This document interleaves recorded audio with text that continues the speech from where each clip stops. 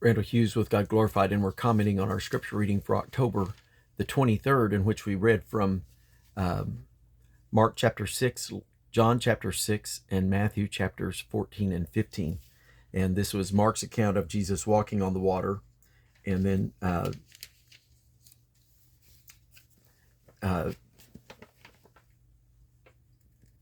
coming into the ship, and then them going over to Gennesaret, and then bringing out folks there to be healed, and then Jesus at Capernaum. And there's an amazing statement here in John chapter 6, verses 28 and 29. We believe there's a massive misunderstanding of Scripture about what it means what works are condemned in the Bible and what works are not condemned. And there are those that would say that all that you can do is just believe and you're saved. Anything that you do is a work that is condemned because of Ephesians chapter 2, verses 8 and 9, which is actually a misunderstanding of that passage. And I've got several videos on that if you would want to check those out. But here in John chapter 6, verses 28 and 29, Jesus uses the same Greek word about works as do the people.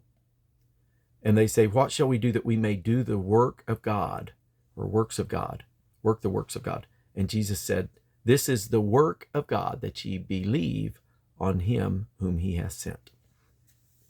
So Jesus called believing a work. And so Jesus then gave some hard sayings. He said, you've got to drink my blood and eat my flesh. You think about a Jew, that it was against the law. It was unlawful for them to eat blood or drink blood. And so here they didn't grasp. He put a saying out there that was so hard. And if you didn't have the spiritual understanding that he wasn't talking literally, that you would certainly be offended and not follow. And then he said, no man can come to me except the Father which has sent me draw him, and I will raise him up at the last day, chapter 6, verse 44 of John. And so it takes the Spirit drawing. And chapter 6, verse 65, he says again, therefore said I unto you that no man can come unto me except it were given him of my Father.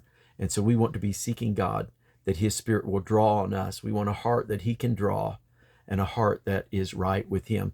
And keep our heart clean, because he said it's the things that come out of the heart that defile a man. And we don't want to be defiled. We want to be clean before our God. And so Jesus, keep our heart clean. The pure in heart, they shall see God. God bless you.